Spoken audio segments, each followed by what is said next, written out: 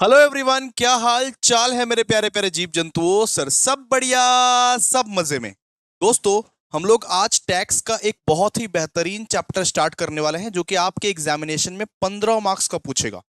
हाँ भैया, 15 मार्क्स का, जी बिल्कुल 15 मार्क्स का शॉर्ट शॉर्ट क्वेश्चन है। कभी कभी और एक 5 मार्क्स का पूछ सकता है, मतलब 20 मार्क्स के तो शॉर्ट शॉर्ट आप समझो। ठीक है, तो टैक्स का मोस्ट इंपॉर्टेंट चैप्टर हम लोग अब से स्टार्ट करने जा रहे हैं। आई होप आपने बेसिक्स का लेक्चर देख लिया होगा। तो आइए, आज हम लोग स्टार्ट करने वाले हैं इनकम फ्रॉम हाउस प्रॉपर्टी। क्या भैया? Income from house property. दोस्तों, बेसिक्स के लेक्चर में हमने डिस्कस किया था कि 5 हेड्स ऑफ इनकम होते हैं। तो आज हम लोग सबसे पहला हेड यानी इनकम फ्रॉम हाउस प्रॉपर्टी को आज हम लोग पढ़ने वाले हैं। बहुत इंटरेस्टिंग लेक्चर होने वाला है, जरा ध्यान से देखिएगा। जरा मजाक मस्ती करते करते हम लोग हाउस प्रॉपर्टी को बहुत अच्छे तरीके से खत्म करेंगे। ठीक है, सबसे पहले भैया आप बैकग्राउंड लिखवाते हो, तो इस चैप्टर में भी आप बैकग्राउंड लिखवाओगे क्या? जी बिल्कुल, इस चैप्टर में हम लोग सबसे पहले लिखेंगे बैकग्राउंड। आइए लिखिए, कॉपी निकाल लीजिए, अपने हाथ में आप लोग कैलकुलेटर रखिए। मक्खन की तरह क्लियर हो जाएगा, मक्खन की तरह। देखो कॉन्ट्रैक्ट कॉस्टिंग कैसा समझाया, अच्छा समझाया ना। अब हम लोग हाउस प्रॉपर्टी को ऐसा समझेंगे। ठीक है, चलिए। तो सबसे पहला टॉपिक दीजिए बैकग्राउंड। बैकग्राउंड का मतलब भैया इस चैप्टर में हम लोग क्या क्या करने वाले हैं, क्या क्या करने वाले हैं वो तो बताओ। कौन कौन सा टॉपिक पढ़ने वाले हैं, नहीं पढ़ने वाले हैं, वो पहले हम लिखवा देते हैं। लिखिए बैकग्राउंड। ठीक है, सबसे पहले बेटा मैं आपको कंसेप्चुअल अंडरस्टैंडिंग दूंगा इस चैप्टर का, बिकॉज कंसेप्ट के बिना ये चैप्टर अधूरा है। आपने क्लास 11 12 में भी पढ़ा होगा हाउस प्रॉपर्टी, लेकिन भैया कुछ नहीं समझ में आया है। आज A to Z समझ में आएगा, ये गारंटी मेरी है, अभिषेक भैया की गारंटी है कि जो समझाऊंगा वो तुम समझोगे, तुम्हारे दिमाग में जाके बिठा के आऊंगा। ठीक है, तो सबसे पहले पहले मैं कंसेप्चुअल अंडरस्टैंडिंग पे बात करूंगा, मतलब कंसेप्ट सिखाऊंगा आपको। ओके भैया, ठीक है। फिर दूसरा, मैं आप लोगों को वैरायटी ऑफ सम्स करवाऊंगा। मेजर वैरायटी ऑफ सम्स, बहुत सारे वैरायटीज के जो सम्स है वो सब सब करवाऊंगा आप लोगों को। आप लोगों को तो टैक्स का मैट मिल ही गया होगा प्रो बैच वालों। अगर आप प्रो बैच वाले हो तो आपको टैक्स का मैट मिल गया होगा। उसके सारे के सारे सम्स हम लोग कर लेंगे। पता है वो मैट कुछ इस कदर बनाया हुआ है, उसमें 25 30 साल के, प्रीवियस 25 30 साल के क्वेश्चन है। ठीक है, तो बहुत इंपॉर्टेंट मैट है वो। तो वैरायटी ऑफ सम्स कराऊंगा। उसके बाद मैं आप सबको एक एक topic interest on loan, interest on loan, उसका मैं ट्रीटमेंट आप लोगों को सिखाऊंगा, उसका मैं ट्रीटमेंट आपको सिखाऊंगा। तो interest on loan treatment. Okay भैया, ओके ठीक है। और चौथी मैं बात करूंगा, एक टॉपिक है pre construction and post construction. एक टॉपिक है pre construction, pre construction and post construction, and post construction. ये आप लोग को समझाऊंगा। मतलब ये 4 टॉपिक अगर आप लोग कर लेते हो तो डन डन डन डन। तो भैया ये बताओ कि हाउस प्रॉपर्टी को खत्म करते करते कितने लेक्चर लगेंगे? मिनिमम 8 लेक्चर लगेंगे बेटा। हाउस प्रॉपर्टी का मिनिमम 8 लेक्चर, मतलब 2 हफ्ते चलेंगे। ये हफ्ता, उससे अगला हफ्ता। ठीक है, वैसे अगला हफ्ता मैं टूर पे जा रहा हूं दोस्तों, दार्जिलिंग में। उसके अगले हफ्ते हम लोग खत्म कर लेंगे, मतलब 8 लेक्चर्स हमारे चलने वाले हैं हाउस प्रॉपर्टी का। ठीक है, चलो स्टार्ट करते हैं। हाउस प्रॉपर्टी का जो चार्जिंग सेक्शन है ना, चार्जिंग सेक्शन मतलब कौन से सेक्शन में हाउस प्रॉपर्टी का बात होता है, वो है सेक्शन 22। सेक्शन 22 में आप लोग हाउस प्रॉपर्टी का बात करते हो। ठीक है, तो चार्जिंग सेक्शन कौन सा है? सेक्शन 22। जैसे जैसे लिखवाते जा रहा हूं वैसे वैसे आप लोग लिखते जाओ। ठीक है, सेक्शन 22 बात करता है इनकम फ्रॉम हाउस प्रॉपर्टी के बारे में। सेक्शन 22 जो है वो चार्जिंग सेक्शंस है इनकम फ्रॉम हाउस प्रॉपर्टी के बारे में। ठीक है, चलिए बात करते हैं, सुनिए। हाउस प्रॉपर्टी पे जो रेंट मिलता है ना, सिर्फ उसी का टैक्स लगता है। अब बोलोगे भैया हाउस प्रॉपर्टी हम लोग ओन करते हैं, हम लोग कोई हाउस का मालिक है तो उसको हम लोग टैक्स देना पड़ेगा क्या? नहीं। अगर आप हाउस प्रॉपर्टी रेंट पे लगाते हो, भाड़ा पे लगाते हो, आप अपना घर को बेटा भाड़ा पे लगाते हो, देन उस भाड़े के पैसे पे टैक्स लगता है सिर्फ। ठीक है, रेंटल इनकम पे टैक्स लगता है, not your self occupied property. अगर आप सेल्फ ऑक्यूपाइड प्रॉपर्टी ओन कर रहे हो तो उस पैसे पे टैक्स नहीं लगता है, लेकिन लगता भी है तो कुछ ऐसे सर्कमस्टेंसेस है, वो डिस्कस करेंगे आगे आगे। तो टैक्स किस पे लगता है? टैक्स लगता है भाड़े के इनकम पे। आपने अपना घर भाड़ा पे लगा दिया, आप महीने महीने 10,000, 15,000, 20,000 छाप रहे हो, तो उस पे ना टैक्स देना पड़ेगा गवर्नमेंट को, उस पे ना टैक्स देना पड़ेगा। वो कौन से हेड में चार्जेबल होगा? इनकम फ्रॉम हाउस प्रॉपर्टी के हेड में चार्जेबल होगा, इनकम फ्रॉम हाउस प्रॉपर्टी के हेड में चार्जेबल होगा। तो आइए पहले लिखिए, नोट्स बनाइए अच्छे से, उसके बाद हम पूरा A to Z आप लोगों को समझाते हैं। देखिए, rental income, rental income, rental income of house property, rental income of house property is taxable, is taxable under the head of, under the head of, under the head of house property. मतलब अपना घर है तुम्हारा, मान लो एक तो घर है, उस घर को तुम रेंट पे लगा दिया है, उसके उस घर से तुम रेंट कमा रहे हो 50,000 महीने के 50,000 आप रेंट कमा रहे हो। तो क्या आप वो रेंट को अपने पॉकेट में रख लोगे? नहीं, उस रेंट पे तुमको टैक्स देना पड़ेगा। अगर खुद रह रहे हो तब कोई दिक्कत नहीं है, अगर रेंट पे लगा रहे हो घर, उस घर से तुम्हारा हर महीने का 50,000 का रेंट आता है, तो भाई उस पे तुम टैक्स दो, उस पे एक टैक्स देना पड़ेगा आपको गवर्नमेंट को, ठीक है? तो rental income of house property is taxable under the head of house property,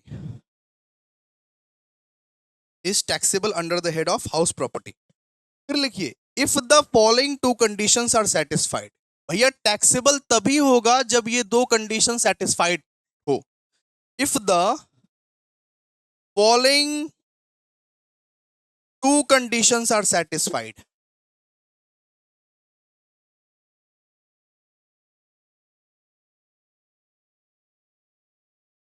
ठीक है, सबसे पहला कंडीशन कि आपके पास एक हाउस प्रॉपर्टी रहना चाहिए, तो there should be an house property, there should be an house property. और दूसरा दूसरा दूसरा कंडीशन, वो जो असेसी है, वो जो टैक्स बढ़ेगा, वो ओनर होना चाहिए हाउस प्रॉपर्टी का, वो ओनर होना चाहिए हाउस प्रॉपर्टी का। Assessee should be the owner of house property, assessee should be the owner of house property, assessee should be the owner of house property. बोलो, हाउस प्रॉपर्टी का tax कब लगेगा? House property का tax तब लगेगा, house property का tax तभी आपको देना पड़ेगा जब आपके पास एक हाउस प्रॉपर्टी है और असेसी ही उसका ओनर है, जो टैक्स बढ़ेगा वही उसका ओनर है। ठीक है, तो मान लीजिए हाउस प्रॉपर्टी से रेंट कमा रहे हो आप, मान लीजिए एक हाउस प्रॉपर्टी आपके पास है, आपने उसको रेंट पे चढ़ा दिया, ठीक है? तो अगर मान लीजिए आपके पास हाउस प्रॉपर्टी है, उस हाउस प्रॉपर्टी का आप ही ओनर हो, आपके पास हाउस प्रॉपर्टी भी है और उस हाउस प्रॉपर्टी का आप ही ओनर हो, तभी ये कंडीशन सेटिस्फाई होगा, तभी टैक्स लगेगा आपको। ठीक है, ऐसा नहीं चलेगा कि चाचा का घर है तो हम टैक्स दे रहे हैं चाचा के बदले में, नहीं। अरे चाचा का घर है, चाचा ने भाड़ा लगाया है, चाचा को ही टैक्स देना पड़ेगा। तो कंडीशन क्या है बताइए? कंडीशन है कि there should be an house property and assessee should be the owner of the house property. मतलब अगर आप रेंटल इनकम पे टैक्स दे रहे हो, अगर आप rental income of house property पे टैक्स दे रहे हो, तो सबसे पहले आपके पास आपका खुद का घर होना चाहिए, आपके पास घर होना चाहिए और असेसी ही उस घर का ओनर होना चाहिए, और असेसी के नाम पे ही टैक्स का पर्चा कटेगा। ऐसा नहीं है कि मेरा चाचा का घर है और मैं टैक्स दे रहा हूं अपने चाचा के बदले, कि चाचा आप मत दो, मैं आपका दे देता हूं टैक्स। नहीं, मेरे नाम पे नहीं कटेगा, चाचा के नहीं के ही नाम पे कटेगा, क्योंकि चाचा के ही नाम पे घर है और चाचा ही उसके ओनर है। बात समझ में आया? ठीक है, so there should be an house property and assessee should be the owner of the house property. अब नोट, इसमें कुछ इंपॉर्टेंट बातें, इसमें कुछ इंपॉर्टेंट बातें। देखिए, हाउस प्रॉपर्टी मींस, देखिए हाउस प्रॉपर्टी, एचपी का मतलब house property, house property means building, house property means building and land attached to those building, and land attached to this building. अच्छा, आप हाउस प्रॉपर्टी का मतलब सिर्फ घर ही समझ रहे हो क्या? हाउस प्रॉपर्टी का मतलब सिर्फ घर नहीं, अगर उसके आसपास के गैरेज एरिया है, जिम है, वो भी अटैच होगा। ठीक है, मान लीजिए एक लैंड है, उस लैंड में हमने घर बनाया सुंदर सा, तो घर तो कवर होगा ही, हाउस प्रॉपर्टी में घर तो कवर होगा ही, लेकिन साथ में सामने जो गार्डन वार्डन है, जिम विम है, वो सब भी कवर हो जाएगा। ठीक है, तो हाउस प्रॉपर्टी का मतलब सिर्फ बिल्डिंग नहीं, हाउस प्रॉपर्टी का मतलब बिल्डिंग भी, और आमने सामने जो गार्डन का एरिया है, लॉन का एरिया है, जिम वाला जो एरिया है, वो सब भी उसमें कवर हो जाएगा, वो सब भी उसमें कवर हो जाएगा, वो सब भी उसमें कवर हो जाएगा। ठीक है, हाउस प्रॉपर्टी मतलब सिर्फ ये हाउस प्रॉपर्टी नहीं, सिर्फ ये बिल्डिंग नहीं, आसपास के जो गार्डन वार्डन है, ठीक है, आसपास में मान लीजिए हरियाली है, गार्डन है, जिम है, ये सब भी कवर हो जाएगा। ठीक है, okay. Note number two, note number two, देखिए, rent of vacant land, rent of vacant land. मान लीजिए आपके पास एक खाली मैदान है, खाली मैदान है, मान लीजिए आपके पास एक खाली मैदान है, खाली मैदान को आप हाउस प्रॉपर्टी के अंडर टैक्स लोगे क्या? नहीं।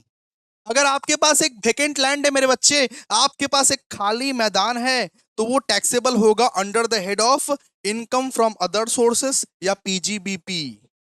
ठीक है, आपके पास अगर खाली मैदान है तो वो टैक्सेबल होगा इनकम फ्रॉम अदर सोर्सेस या फिर पीजीबीपी। खाली मैदान को हम लोग हाउस प्रॉपर्टी कंसीडर नहीं कर सकते, इसमें मिनिमम एक बिल्डिंग तो रहना चाहिए था ना, फिर तो हाउस प्रॉपर्टी कंसीडर करेंगे। सबसे पहला इंपॉर्टेंट बात कि अगर बिल्डिंग है तो आसपास के लैंड भी कवर हो जाते हैं वो हाउस प्रॉपर्टी में। ठीक है, कोई दिक्कत नहीं है। लेकिन अगर आपके पास मान लीजिए सिर्फ वेकेंट लैंड है, सिर्फ एक खाली मैदान है, तो वो हाउस प्रॉपर्टी में टैक्सेबल नहीं होगा, वो इनकम फ्रॉम अदर सोर्सेस या पीजीबीपी में टैक्सेबल होगा। आईएफओएस का मतलब इनकम फ्रॉम अदर सोर्सेस या वो पीजीबीपी में टैक्सेबल होगा। ठीक है, तो वो जो वेकेंट लैंड है वो किस हेड में टैक्सेबल होगा? वो टैक्सेबल होगा इनकम फ्रॉम अदर सोर्सेस या फिर पीजीबीपी में टैक्सेबल होगा। इनकम फ्रॉम हाउस प्रॉपर्टी में टैक्सेबल नहीं होगा, इसीलिए बोले थे बेसिक्स देख के आने। आईएफओएस पीजीबीपी समझ पाओगे बहुत बढ़िया तरीके से। ठीक है, चलो अब थर्ड लिखवाता हूं, थर्ड लिखवाता हूं। थर्ड में ना हमको ड्राइंग बनाना पड़ेगा। देखो, थर्ड में हमको ड्राइंग बनाना पड़ेगा। एक मान लीजिए मिस्टर ए है, मिस्टर ए है, वो इस घर का ओनर है। मिस्टर ए जो है ना, वो इस घर का ओनर है। क्या है वो? इस घर का ओनर है, वो इस घर का ओनर है। ठीक है, मिस्टर ए ने मिस्टर बी को रेंट दिया। मिस्टर ए ने मान लीजिए मिस्टर बी को रेंट दिया। किसको रेंट दिया? मिस्टर बी को। मिस्टर ए ने अपना घर मिस्टर बी को रेंट दिया, तो मिस्टर बी इस केस में वो टेनेंट कहलाएगा, टेनेंट कहलाएगा। ठीक है, मिस्टर ए का टेनेंट कहलाएगा वो इस केस में। मिस्टर ए ने मिस्टर बी को रेंट दिया। अब मिस्टर बी बेटा बहुत चालाक, मिस्टर बी बेटा बहुत चालाक, उसने क्या किया? उसने उसने वही घर मिस्टर सी को रेंट दे दिया। उसने वही घर मिस्टर सी को रेंट दिया। सुनिए, मिस्टर ए ने मिस्टर बी को रेंट दिया और मिस्टर बी ने वही घर मिस्टर सी को रेंट दे दिया। तो आप बोलोगे ऐसा कर सकते हैं क्या सर? हाँ बिल्कुल कर सकते हैं, कर सकते हैं, ऐसा कर सकते हैं। लेकिन लेकिन लेकिन लेकिन लेकिन मिस्टर ए का जो टैक्स है वो चार्जेबल होगा under the under under income from house property. ठीक है, मिस्टर ए जो टैक्स भरेगा ना, मिस्टर ए जब मिस्टर बी से वसूल करेगा कि ला भाड़ा ला, जब वो 50,000 वसूल करेगा, मिस्टर ए जब मिस्टर बी से वसूल करेगा, तो वो चार्ज होगा under income from house property, क्योंकि वो रियल ओनर है। लेकिन मिस्टर बी जब टैक्स देगा, मिस्टर बी जब टैक्स देगा मिस्टर सी का पैसा, तो वो चार्ज होगा taxable under income from other sources, taxable under income from other sources. मैं क्या बोल रहा हूं, देखिए सुनिए, एक था मिस्टर ए, मिस्टर ए ने मिस्टर बी को रेंट दिया, बोला कि ठीक है रेंट दिया, और मिस्टर बी मान लो कि 50,000 रुपए पे करता है। मिस्टर बी मिस्टर ए को 50,000 पे करता है। अब मिस्टर बी और सियाना, वो क्या कर दिया, वो यही घर को मिस्टर सी को रेंट दे दिया, मिस्टर सी को रेंट दे दिया वो, और मिस्टर सी से वो वसूल करता है मान लो 60,000 रुपया, 60,000 रुपया मिस्टर सी से वसूल करता है। ठीक है, तो मैं बोल रहा हूं कि मिस्टर ए को जो ये इनकम जनरेट होगा ना 50,000 का, वो टैक्सेबल होगा under income from house property, under the head of income from house property. और मिस्टर सी जब ये 60,000 मिस्टर बी को देगा तो वो टैक्सेबल होगा under income from other sources, under income from other sources, under income from other sources. ठीक है, तो इस केस में देखो, इस केस में मिस्टर ए का मिस्टर बी क्या लगेगा भैया, मिस्टर ए का मिस्टर बी लगेगा टेनेंट, और मिस्टर बी का मिस्टर सी क्या लगेगा, सब टेनेंट, सब टेनेंट, सब टेनेंट। ठीक है, क्लियर है? चलिए, आई होप क्लियर है। ओके, अब बात करते हैं हम लोग बेटा, अब बात करते हैं हम लोग टाइप्स ऑफ हाउस प्रॉपर्टी। क्या टाइप्स ऑफ हाउस प्रॉपर्टी? देखिए, टाइप्स ऑफ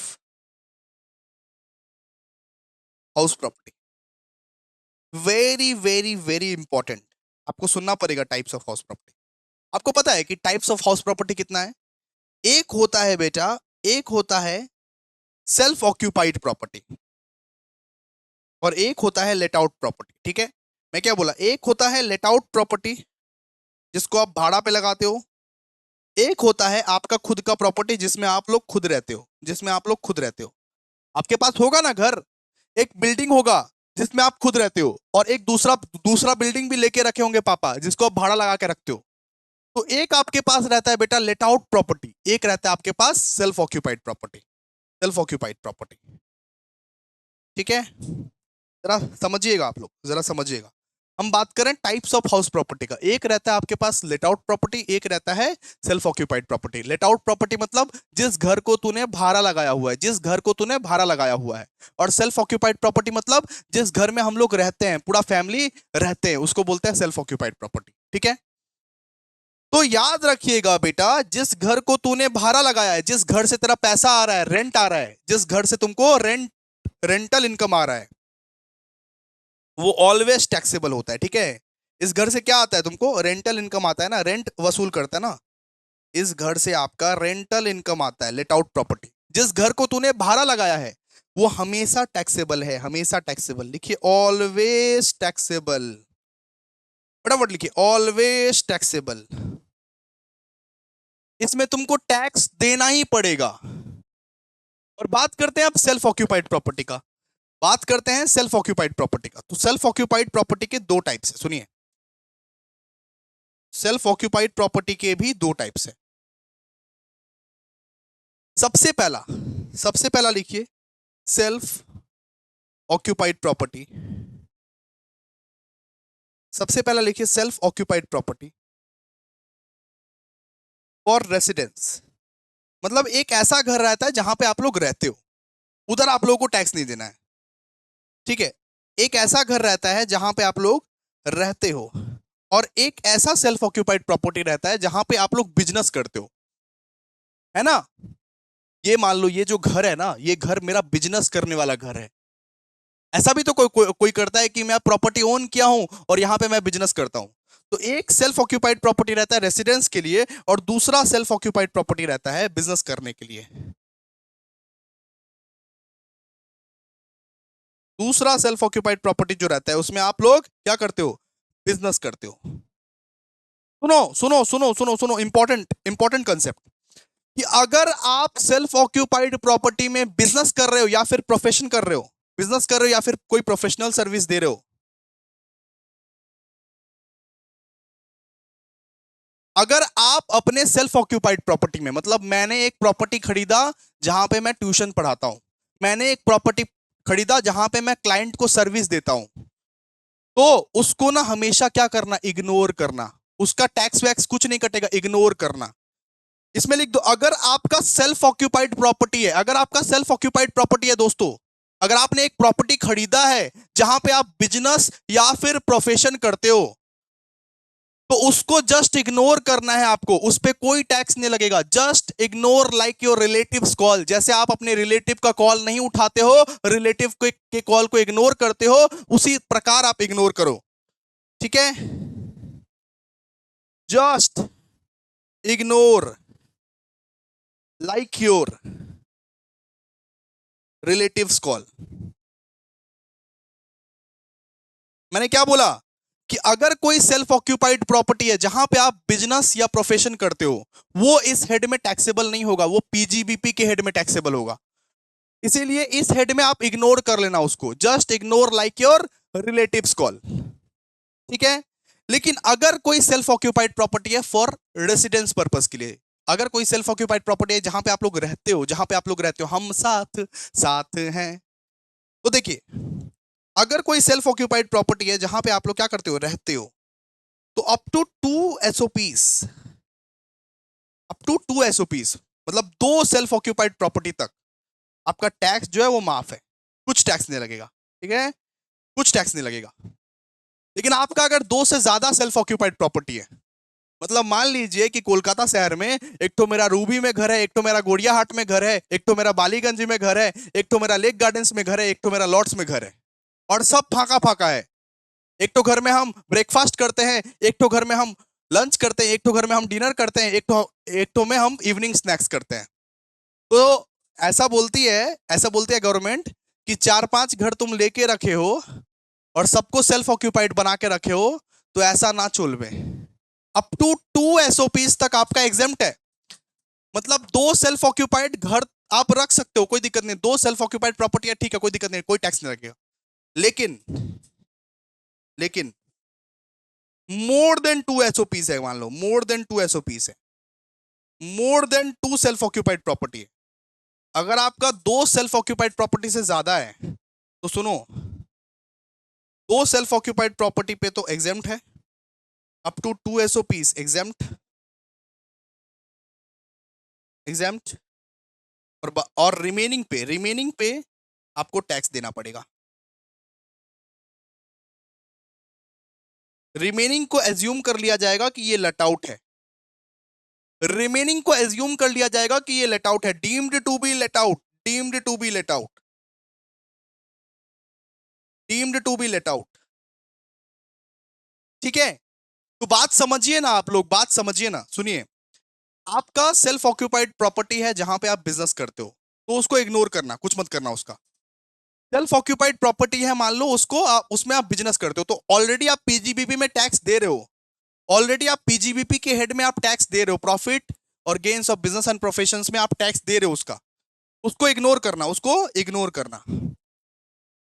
अगर आपका सेल्फ ऑक्यूपाइड प्रॉपर्टी है रेसिडेंस के लिए, ठीक है, अगर आपका ऐसा सेल्फ ऑक्यूपाइड प्रॉपर्टी है जहां पे आप लोग रहते हो, जहां पे आप लोग रहते हो, तो आपका 2 सेल्फ ऑक्यूपाइड प्रॉपर्टी है तो कोई टैक्स नहीं लगेगा।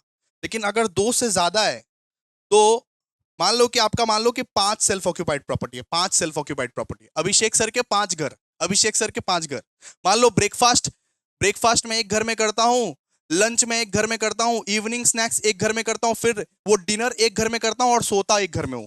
मान लो मेरे 5 घर है, तो 5 में से 2 में तो मेरे का टैक्स नहीं लगेगा, रिमेनिंग 3 में टैक्स लग जाएगा। रिमेनिंग 3 को मैं deem to be let out मान लूंगा, लेट आउट की तरह ही मानूंगा उसको, जैसे लेट आउट प्रॉपर्टी पे टैक्स लग जाता है, रिमेनिंग 3 को हम उसी प्रकार मानेंगे, ऐसा गवर्नमेंट बोलती है, ऐसा गवर्नमेंट बोलती है कि कोई बात नहीं, तू 5 घर रख, तू रख 5 घर, उनमें से 2 घर का हम टैक्स नहीं लेंगे तुमको, लेकिन बाकी का 3 घर का ना, बाकी का जो रिमेनिंग 3 घर है, उसको deem to be let out मान लेंगे, उसको भी टैक्स तुमको देना पड़ेगा। जैसे लेट आउट प्रॉपर्टी में तुम टैक्स देता है, जैसे जैसे कोई ये भाड़ा वाला प्रॉपर्टी में तुम ये टैक्स देता है, तो वैसे ही तुम टैक्स देगा, ठीक है, बात समझ में आया?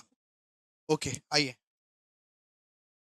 अब हम लोग क्या करेंगे, अब हम लोग फॉर्मेट सीखेंगे, फॉर्मेट फॉर्मेट आइए, फॉर्मेट अच्छे से देखिएगा, देखिए फॉर्मेट अच्छे से देखिएगा, लिखिए परफॉर्मा, लिखिए परफॉर्मा, ओके, फॉर्मेट अच्छे से देखिए आप लोग, लिखिए कि कंप्यूटेशन कंप्यूटेशन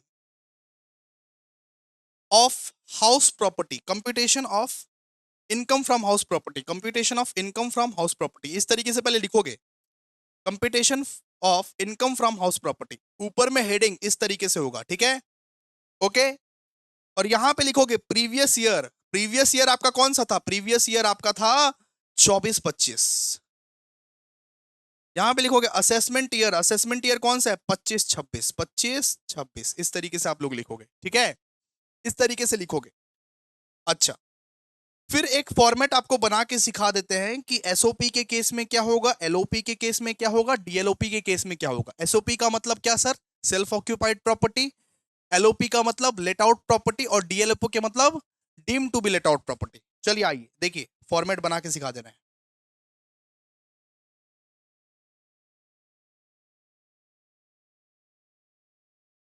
चलिए लिखिए पर्टिकुलर्स, अच्छे से एकदम फॉर्मेट बना के लिखिए। पर्टिकुलर्स, ये हम लोग इधर बनाएंगे एसओपी। एसओपी का मतलब सेल्फ ऑक्यूपाइड प्रॉपर्टी, एसओपी का मतलब self occupied property. Self occupied property का मैक्सिमम 2 लिमिट है, अ- अगर आपका 2 तक है तब, ठीक है। अच्छा, अगर आपका 2 घर तक है, उसका टैक्स ट्रीटमेंट क्या होगा।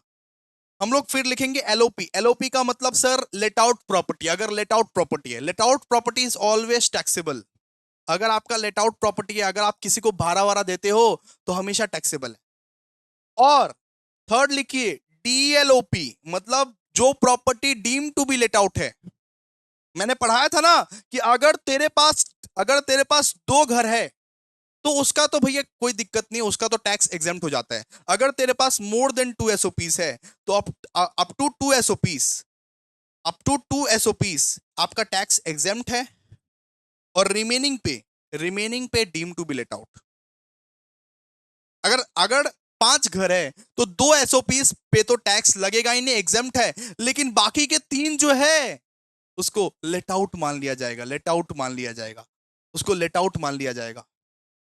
मतलब जैसे लेट आउट का ट्रीटमेंट होता है बिल्कुल वैसे ही होगा, ठीक है। चलिए आइए देखिए, सबसे पहले पहले हम लोग लिखते हैं, सबसे पहला पहला चीज हम लोग लिखते हैं म्यूनिसिपल वैल्यू। क्या लिखते हैं, म्यूनिसिपल वैल्यू। म्यूनिसिपल वैल्यू लिखिए। एसओपी में तो कुछ नहीं आएगा, सेल्फ ऑक्यूपाइड प्रॉपर्टी में तो भाई टैक्स ही नहीं लगता। सेल्फ ऑक्यूपाइड प्रॉपर्टी में टैक्स नहीं लगता, एग्जेम्प्ट है, एग्जेम्प्ट। अरे टैक्स ही नहीं लगेगा तो क्या म्यूनिसिपल वैल्यू लिखोगे, कुछ नहीं, ठीक है। एलओपी का रहेगा म्यूनिसिपल वैल्यू, लिख देना। फिर जिसको डीम कर रहे हो, deem to be let out property का भी रहेगा म्यूनिसिपल वैल्यू, ठीक है। उसके बाद लेना फेयर रेंट, म्यूनिसिपल वैल्यू, उसके बाद लेना फेयर रेंट। एलओपी का रहेगा और डीएलओपी का रहेगा। इधर तो भैया टैक्स ही नहीं लगता। अगर आपका सेल्फ ऑक्यूपाइड प्रॉपर्टी, अगर मेरा घर है, 2 घर तक है मेरा, तो उस पर कोई टैक्स नहीं लगेगा। मैं क्या लिखा हूं, एसओपी, और 2 ही घर है मेरा तो उस पर कोई टैक्स नहीं लगेगा, ठीक है। तो लेना म्यूनिसिपल वैल्यू, फिर लेना फेयर रेंट। अब देखना म्यूनिसिपल वैल्यू और फेयर रेंट में ज्यादा कौन सा है, हायर कौन सा है, हायर वैल्यू देखना। मतलब म्यूनिसिपल वैल्यू और फेयर रेंट में ज्यादा वैल्यू कौन सा है, हायर वैल्यू कौन सा है। म्यूनिसिपल वैल्यू का ज्यादा वैल्यू है या फेयर रेंट का ज्यादा वैल्यू है, उसको बिठाना, नीचे में डैश देके उसको बिठाना। जो हायर रहेगा इनमें से उसको बिठा देना, ठीक है। मान लो यहां पे दिया हुआ है 50 और यहां पे दिया हुआ है 60, तो कौन बैठेगा, 60 बैठेगा। जो हायर रहेगा वो बैठेगा। मान लो यहां पे दिया हुआ है 50 और यहां पे दिया हुआ है 60, कौन बैठेगा, 60 बैठेगा। जो हायर रहेगा वो बैठेगा, ठीक है। तो सबसे पहले पहले लेना म्यूनिसिपल वैल्यू, उसके बाद लेना फेयर रेंट। जो हायर रहे उसको बिठा देना, ठीक हो, क्लियर है। यहां पे लिखो whichever is higher, whichever is higher. फिर उसके बाद लेना स्टैंडर्ड रेंट, क्या लेना, स्टैंडर्ड रेंट। अगर कोई इंफॉर्मेशन क्वेश्चन में नहीं दिया हुआ है उसको मत लेना, स्टैंडर्ड रेंट लेना, ठीक है। ले लिया स्टैंडर्ड रेंट। इसमें तो कुछ होगा ही नहीं भैया, इसका तो टैक्स लगता ही नहीं है, एसओपी का तो टैक्स लगता ही नहीं है, होगा ही नहीं। तो लिखे क्यों है, लिखे एक कारण से, बताते हैं आप लोगों को, ठीक है। तो लेट आउट प्रॉपर्टी अगर रहेगा तो लेना स्टैंडर्ड रेंट, और deem to be let out मतलब लेट आउट की तरह हम लोग डीम कर रहे हैं उसको लेना स्टैंडर्ड रेंट, ठीक है। अब इसमें से देखना जो लोअर होगा उसको बिठा देना, विच एवर इज हायर और स्टैंडर्ड रेंट में से ये अमाउंट और ये अमाउंट से जो लोअर रहेगा उसको ले लेना, उसको आप बिठा देना, ठीक है। पुट करो वैल्यू। उसमें आप लोग देखोगे क्या, उसमें आप लोग देखोगे which ever is lower, which ever is lower, ठीक है। इनमें से और इनमें से जो लोअर रहेगा उसको नीचे बिठा देना, जो छोटा रहेगा उसमें नीचे बिठा देना। मान लो इधर दिया हुआ 10, इधर दिया हुआ 5, तो लोअर कौन सा है? 5 है ना, तो 5 को नीचे बिठाना। इधर दिया हुआ, इधर दिया हुआ मान लो कि 10 और इधर दिया हुआ 5, तो लोअर कौन सा है? 5 ना, 5 को नीचे बिठाना, जो वैल्यू लोअर रहेगा उसको ले लेना। ठीक है, ओके। तो ये जो आएगा आपका, इसको हम लोग बोलते हैं दोस्तों एक्सपेक्टेड रेंट। ये जो आएगा ना, ये वैल्यू जो आया ना, ये वैल्यू जो आया आपका, उसको हम लोग क्या बोलेंगे? उसको हम लोग बोलेंगे दोस्तों एक्सपेक्टेड रेंट। क्या बोलेंगे? Expected rent. Okay, expected rent. ठीक है, एक्सपेक्टेड रेंट निकला।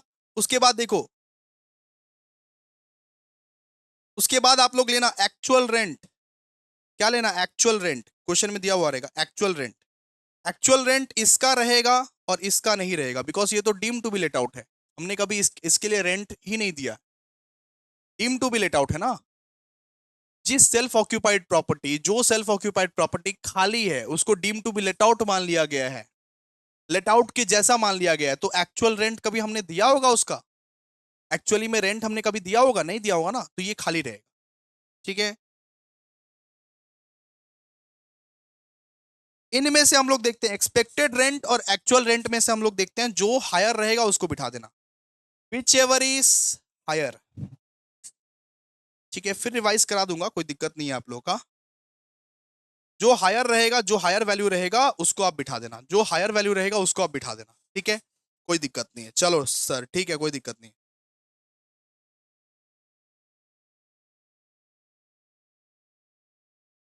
ठीक है, तो ये जो निकलेगा ना, ये जो निकलेगा ना, इसको हम लोग बोलते हैं दोस्तों ग्रॉस एनुअल वैल्यू। ये जो निकलेगा ना, इसको हम लोग क्या बोलते हैं? Gross annual value. Gross annual value. ठीक है, अगर ग्रॉस एनुअल वैल्यू से आप म्यूनिसिपल टैक्स को लेस कर देते हो तो नेट एनुअल वैल्यू आ जाता है। अगर ग्रॉस एनुअल वैल्यू से म्यूनिसिपल टैक्स को आप लेस कर दोगे तो क्या आ जाएगा?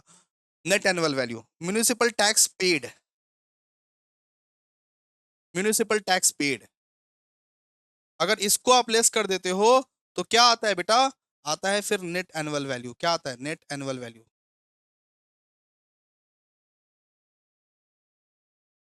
इसको बोलते हैं net annual value. Net annual value. तो गैप से लेस कर देना म्यूनिसिपल टैक्स पेड। ठीक है, म्यूनिसिपल टैक्स पेड। फिर क्या निकलेगा? नैव निकलेगा आपका, नैव। नैव का मतलब net annual value, net annual value. Okay, okay, okay. जब नेट एनुअल वैल्यू निकल जाएगा, उनमें से आप लेस करोगे, वापस से देखो, नेट एनुअल वैल्यू जब निकल जाएगा उसमें से आप लेस करोगे deduction under section 24। Deduction under section 24। ठीक है, और डिडक्शन अंडर सेक्शन 24 में दो चीज आता है। कौन सा सर? डिडक्शन अंडर सेक्शन 24 में दो चीज आता है। सबसे पहले आता है ये 24 क्लॉज ए। यहां पे हम लोग लेते हैं 30% ऑफ नैव। ठीक है, आप डिडक्शन अंडर सेक्शन 24 में दो चीज लेना। सबसे पहले लेना कि 24 क्लॉज ए, यहां पे आप लेना 30% ऑफ नैव, और बी में लेना interest on loan. Interest on loan अगर कुछ रहे तो ले लेना, इंटरेस्ट ऑन लोन रहे तो ले लेना आप लोग। ठीक है, क्लियर है? ओके, यहां लेते हैं, यहां लेते हैं, और इंटरेस्ट ऑन लोन सिर्फ यहां लेते हैं। ठीक है, क्लियर है? चलो, हम समझा देंगे आप लोगों को, जब जब सम्स करेंगे ना समझा देंगे। ठीक है, ओके। और जो आपका निकलता है वैल्यू, जो आपका वैल्यू निकलता है उसको हम लोग बोलते हैं दोस्तों इनकम फ्रॉम हाउस प्रॉपर्टी। जो आपका वैल्यू निकलता है उसको हम लोग क्या बोलते हैं? Income from house property. Income from house property. Income from house property. ठीक है, आप सिर्फ ये याद रखो, फॉर्मेट, फॉर्मेट याद रखो आप लोग, फॉर्मेट, फॉर्मेट। सबसे पहले क्या लेते हैं बताओ? सबसे पहले लेते हैं म्यूनिसिपल वैल्यू। म्यूनिसिपल वैल्यू लेते हैं, बिठा दोगे आराम से। फिर लेते हैं sir fair rent. Municipal value और फेयर रेंट में जो हायर रहेगा वो उतरेगा नीचे। म्यूनिसिपल वैल्यू और फेयर रेंट में जो हायर रहेगा वो उतरेगा नीचे। मान लीजिए म्यूनिसिपल वैल्यू दिया हुआ है 100 रुपए, और फेयर रेंट दिया हुआ है मान लो 50 रुपए, तो कौन नीचे उतरेगा? 100 रुपया उतरेगा, जो हायर रहेगा वो उतरेगा। ठीक है, सबसे पहले पहले लेते हैं म्यूनिसिपल वैल्यू, उसके बाद लेते हैं फेयर रेंट। जो हायर रहेगा वो नीचे उतरेगा। फिर हम लोग लेते हैं स्टैंडर्ड रेंट। स्टैंडर्ड रेंट जो क्वेश्चन में दिया होगा, और इन दोनों में से जो लोअर रहेगा, इन दोनों में से जो लोअर रहेगा वो फिर नीचे उतरेगा। नीचे उतरेगा उसका नाम रहेगा एक्सपेक्टेड रेंट। उसका नाम क्या रहेगा? Expected rent. ठीक है, एक्सपेक्टेड रेंट। फिर एक्सपेक्टेड रेंट और नीचे हम लोग लिखेंगे एक्चुअल रेंट। एक्चुअल रेंट, और जो हायर रहेगा उसको नीचे उतार देना वापस। एक्सपेक्टेड और एक्चुअल में जो हायर रहेगा उसको आप नीचे उतार देना। नाम रखना gross annual value. Gross annual value. Gross annual value से म्युनिसिपल टैक्स पेड अगर माइनस करोगे तो आपका आएगा net annual value. Gross annual value से म्युनिसिपल टैक्स पेड माइनस करोगे तो क्या आएगा? Net annual value. फिर आपको लेस करना है deduction under section 24। Net annual value से आपको लेस करना है डिडक्शन अंडर सेक्शन 24, जहां पे सबसे पहला चीज ये 24A देखते हैं। 24 क्लॉस ए ये बोलता है कि 30% ऑफ नैव ले लेना यहां पे। ठीक है, फिर इंटरेस्ट ऑन लोन से हम लोग घटा देते हैं। ठीक है, इंटरेस्ट ऑन लोन ले लेते हैं, बस खत्म। अगर क्वेश्चन में इंटरेस्ट ऑन लोन दिया हुआ है उसको घटा दो। ठीक है, ये फॉर्मेट बहुत बढ़िया तरीके से आप रट लीजिएगा। चलिए आइए एक एक चीज का मतलब लिखवाता हूं, एक एक चीज का मतलब लिखवाता हूं। सबसे पहले सर ये बताइए म्यूनिसिपल वैल्यू क्या होता है? म्यूनिसिपल वैल्यू के बारे में थोड़ा लिखवाइए। तो लिखिए it means, municipal value it means value of property.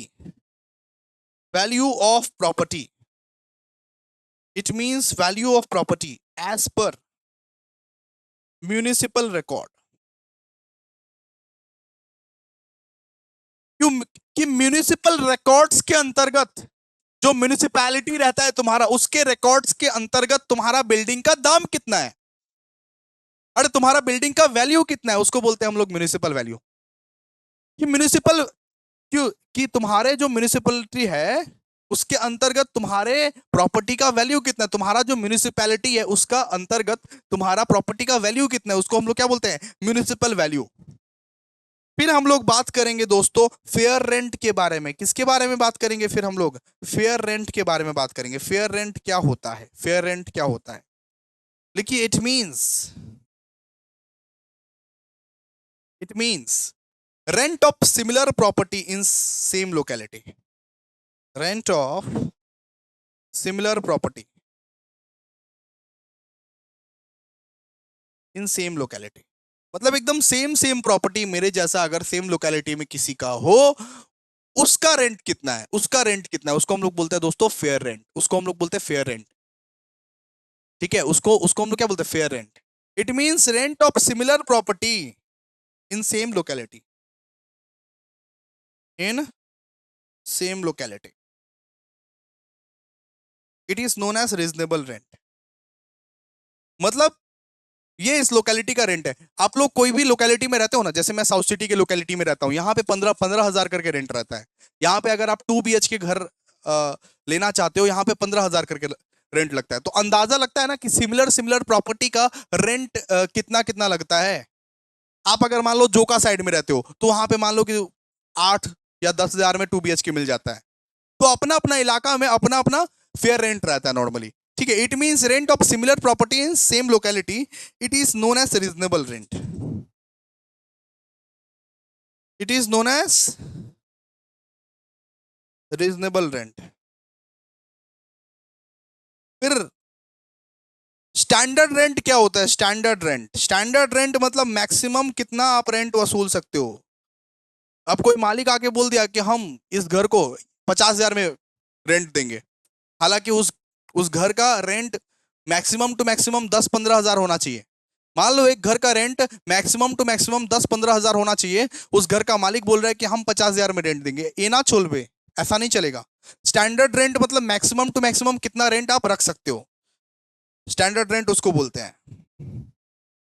Standard rent का मतलब क्या होता है? स्टैंडर्ड रेंट का मतलब it is the maximum amount of rent, it is the maximum amount of rent, it is the maximum amount of rent that can be,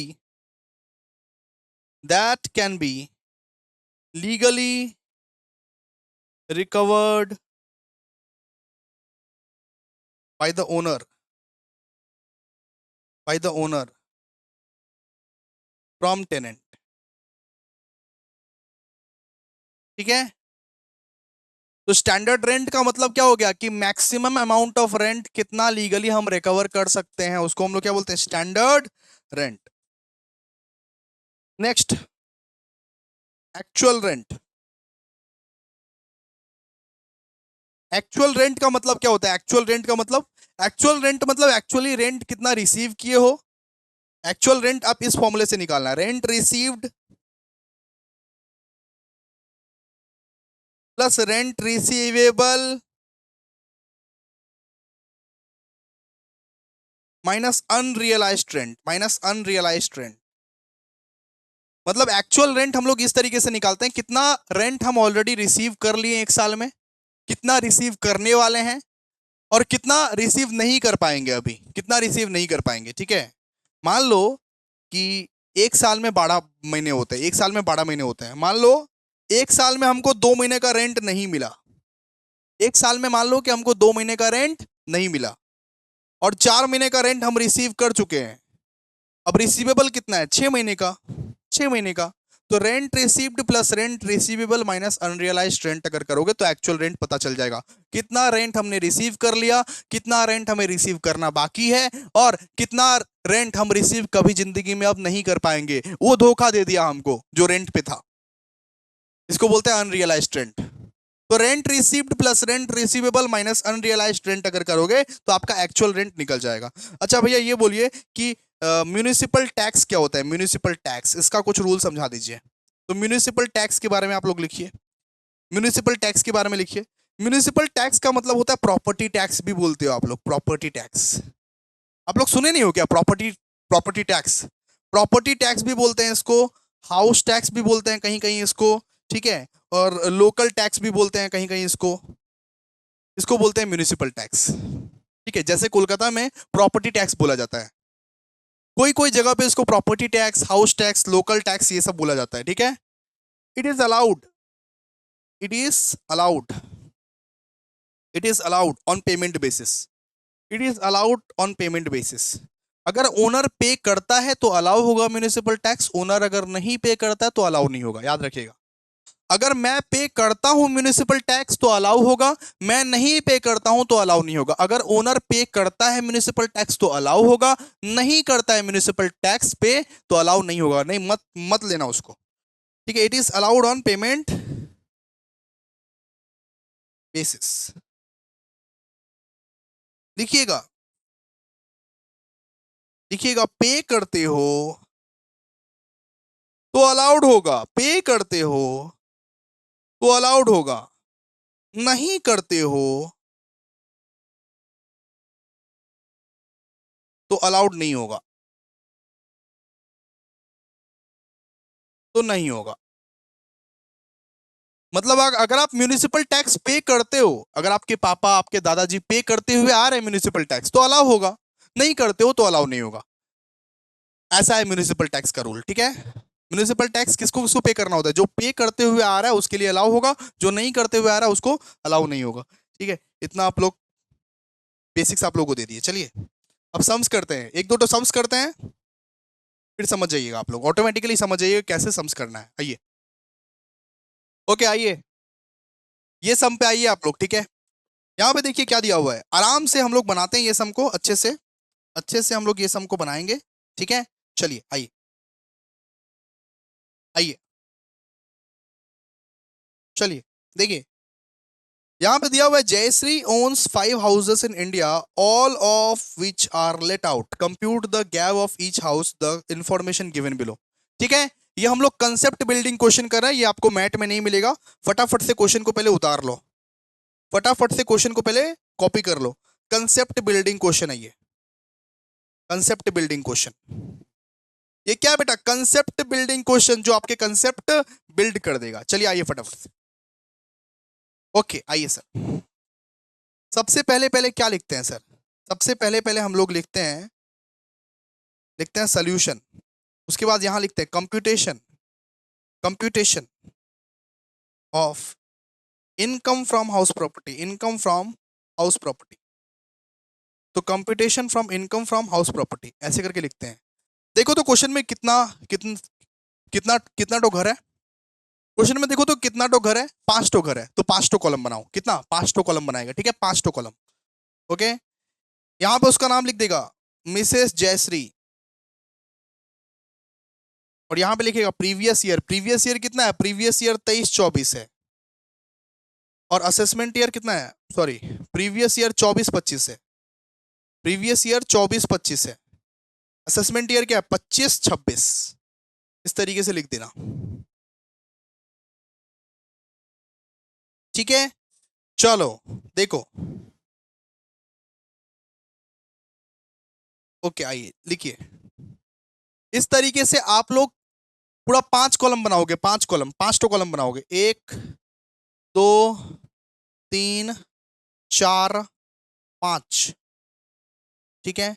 यहां पे लिखोगे HP1, यहां पे लिखोगे HP2, यहां पे लिखोगे HP3, यहां पे लिखोगे HP4, यहां पे लिखोगे HP5, ठीक है। 5 कॉलम बनाओगे आप लोग, टोटल मिला के कितना? 5 कॉलम बनाओगे। Okay sir, okay. सबसे पहला पहला चीज क्या आएगा आप बताओ? इस क्वेश्चन में सबसे पहला पहला चीज क्या आएगा सर? Municipal value. उतारो, लिखो म्यूनिसिपल वैल्यू। मुंह क्या देख रहे हो? सबसे पहला पहला चीज म्यूनिसिपल वैल्यू, तो लिखो म्यूनिसिपल वैल्यू। कितना कितना है? HP1 में है 80,000, HP2 में है 55,000, HP3 में है 65,000, HP4 में है 24,000, HP5 में है 80,000, ठीक है, डन, ओके। फिर लिखो फेयर रेंट। म्यूनिसिपल वैल्यू के बाद क्या आता है सर? फेयर रेंट आता है। फेयर रेंट कितना कितना दिया हुआ है? 90,000, फिर 60,000 HP2 में, फिर HP3 में, हाउस प्रॉपर्टी 3 में कितना? 65,000, ठीक है। हाउस प्रॉपर्टी 4 में कितना? 25,000, हाउस प्रॉपर्टी 5 में कितना? 75,000, ठीक है सर, ओके। अब डैश दो बड़ा करके, डैश दो यहां पे, डैश, ठीक है, ओके। ये बताइए म्यूनिसिपल वैल्यू और फेयर रेंट का क्या लेते हैं, हायर या लोअर? भैया हायर वैल्यू लेते हैं, तो म्यूनिसिपल वैल्यू और फेयर रेंट में जो हायर रहेगा उसको ले लो। हायर कौन कौन सा है देखो, सबसे फर्स्ट फर्स्ट वाले में हायर कौन सा? 80,000 के 90,000? 90,000, नीचे उतारो 90,000 को, 90,000 को आप नीचे उतारोगे। सेकेंड वाले में 55,000 है हायर कि 60,000 है? 60,000 है, तो 60,000 को नीचे उतारो। फिर थर्ड वाले में 65,000 है या 65,000 है? भैया 65,000 ही तो है, तो उसको ही उतारिए, ठीक है, वो मैटर नहीं करता। फोर्थ फोर्थ वाले में हायर कौन सा? 24 के 25? 25,000 हायर है, 25,000 हायर है, जो हायर है उसको नीचे उतारो, ठीक है। 5 में हायर कौन सा? 80 की 75? 80 हायर है, तो 80 को नीचे उतारो, ठीक है। यहां लिखना विच एवर इज हायर, क्या लिखना? Whichever is higher, okay, okay sir, okay done sir. फिर अब क्या लेते हो आप लोग? फिर आप लेते हो स्टैंडर्ड रेंट, फिर लेते हो स्टैंडर्ड रेंट। जो इंफॉर्मेशन नहीं दिया हुआ रहेगा उसको मत लेना, ठीक है। कुछ इंफॉर्मेशन हो सकता है नहीं दिया हुआ है तो मत लेना। मान लो कि फेयर रेंट नहीं दिया हुआ है, मत लेना उसको, आगे का प्रोसेस में मूव करना, आगे का प्रोसेस में मूव करना, म्यूनिसिपल वैल्यू को ही ये स्टेज पर लेके आ जाना, ठीक है। तो स्टैंडर्ड रेंट, स्टैंडर्ड रेंट कितना कितना दिया हुआ है? स्टैंडर्ड रेंट फर्स्ट वाला हाउस को नहीं दिया हुआ है, देखो फर्स्ट वाला हाउस का नहीं दिया हुआ है, एनए बोला हुआ है, तो हम लोग भी एनए लिख देंगे, जो लिखा हुआ है हम लोग भी वही लिख देंगे, एनए। सेकेंड वाला हाउस का कितना है? 75,000। थर्ड वाला हाउस का कितना है? 58,000। फोर्थ वाला हाउस का कितना है? फोर्थ वाला हाउस का एनए, एनए। फिफ्थ वाला हाउस का कितना है? 78,000, ठीक है, ओके। अब डैश करो, डैश, ठीक है। अब इनमें से कौन सा लेते हैं सर? इनमें से कौन सा लेते हैं? इनमें से लोअर वाला लेते हैं, लोअर वाला सर, लोअर वाला। इनमें से, इन दो अमाउंट में से जो लोअर रहेगा वो लेंगे हम लोग, लोअर वाला लेंगे इसमें से, ठीक है। तो 90,000 और एनए में लोअर कौन सा है सर? एनए। एनए बिठा दे क्या सर? गधा हो तुम।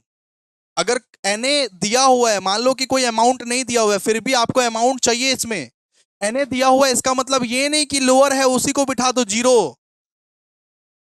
How is this possible? Expected rent क्या जीरो हो सकता है क्या? आप बोलो, ये तो एक्सपेक्टेड रेंट निकलेगा ना, ये क्या जीरो हो सकता है क्या? एक्सपेक्टेड रेंट किसी का जीरो हो सकता है क्या? नहीं। एनए अगर दिया हुआ है तो रिमेनिंग जो वैल्यू दिया हुआ है ना उसको लिख देना, एनए मत लिखना। ये तो हमारा अभी निकलेगा, ये जो निकलेगा इसको हम लोग क्या बोलेंगे? एक्सपेक्टेड रेंट बोलेंगे ना। एक्सपेक्टेड रेंट क्या जीरो हो सकता है क्या? आप बोलो ना, एक्सपेक्टेड रेंट क्या जीरो हो सकता है क्या? बोलोगे नहीं नहीं एक्सपेक्टेड रेंट है ही नहीं कुछ, ऐसा हो सकता है क्या? फिर तो लोग फ्री में रहने लगेगा। तो एनए अगर जब जब भी लिखा रहे, जब जब स्टैंडर्ड रेंट नहीं दिया हुआ रहे, तो ये वाला वैल्यू ले लेना। कौन सा वैल्यू? ये ऊपर ऊपर वाला वैल्यू ले लेना, जो वैल्यू दिया हुआ है वैल्यू ले लेना। ठीक है, वैल्यू ले लेना, स्टैंडर्ड रेंट के पीछे मत घूमना, फिर वैल्यू ले लेना। मतलब हम लोग किसको ले लेंगे सर? 90,000 को ले लेंगे, 90,000 को ले लेंगे। ठीक है, फिर सेकंड वाला का बताइए, लोअर कौन सा है? 60,000 के 75,000, लोअर है भैया 60,000, लोअर लेते हैं इसमें हम लोग 60,000। फिर थर्ड वाले का बताइए, 65,000 की 58,000, लोअर कौन सा है? लोअर कौन सा है? अरे लोअर कौन सा है? 58,000, लोअर वाला लो। फिर दिया हुआ है 25,000 या एनए, एनए ले ले क्या भैया? नहीं, एनए वैने नहीं होता है। ठीक है, एक्सपेक्टेड रेंट क्या जीरो हो सकता है क्या? नहीं। तो जो वैल्यू दिया हुआ है ना ऊपर में उसको ले लेना। एनए अगर दिया हो तो एनए को छोड़ के जो वैल्यू दिया हुआ है उसको ले लेना। ठीक है, 25,000। और इसमें इसमें छोटा कौन सा है? 78,000, 78,000। ठीक है, ये क्या है आपका? Expected rent. अब एक्चुअल रेंट देखते हैं, एक्चुअल रेंट। एक्सपेक्टेड रेंट के साथ क्या हम लोग लेते हैं? Actual rent. एक्चुअल रेंट कितना कितना दिया हुआ है? एक्चुअल एक्चुअल रेंट दिया हुआ है फर्स्ट का 72,000, सेकेंड का 72,000, थर्ड का 60,000, फोर्थ का 30,000, फिफ्थ का 72,000। इसमें से हम लोग कौन सा देखते हैं, हायर की लोअर? बताओ तो, बोलो बोलो। एक्सपेक्टेड और एक्चुअल का हम लोग क्या लेते हैं? हायर की लोअर? भैया हायर लेते हैं इसमें से। एक्सपेक्टेड और एक्चुअल का जो हायर रहेगा वो लेंगे। चलिए बिठाइए, हायर बिठाइए। हायर कौन सा है बताइए? 90,000 की 72,000, कौन सा हायर है बताइए? 90,000। 60,000 की 72,000, कौन सा हायर है? 72,000। 58,000 की 60,000, कौन सा हायर है? 60,000। 25,000 की 30,000, कौन सा हायर है? 30,000। 78,000 की 72,000, कौन सा हायर है? 78,000। इसको आप लोग क्या बोलोगे? Gross annual value. ठीक है, इसको आप लोग क्या बोलोगे? Gross annual value. देखिए इस सब में क्या क्या क्या कैलकुलेट करने बोला था? इस सब में हम लोग को गैवी तो कैलकुलेट करने बोला था, निकाल लिया आराम से। तो फॉर्मेट याद रखना, म्यूनिसिपल वैल्यू, फेयर रेंट, उनमें से जो हायर रहेगा उसको नीचे उतारना। फिर वो जो आया है और स्टैंडर्ड रेंट, उनमें से जो लोअर रहेगा उसको नीचे उतारना। एक्सपेक्टेड रेंट वो बन जाएगा। फिर एक्सपेक्टेड रेंट और एक्चुअल रेंट, उनमें से जो हायर रहेगा उसको नीचे उतारना। वो क्या बन जाएगा? Gross annual value. ठीक है, चलो आज का लेक्चर यहीं तक। आई होप आप लोगों को लेक्चर पसंद आया होगा। Thank you so much. चलिए बाय बाय।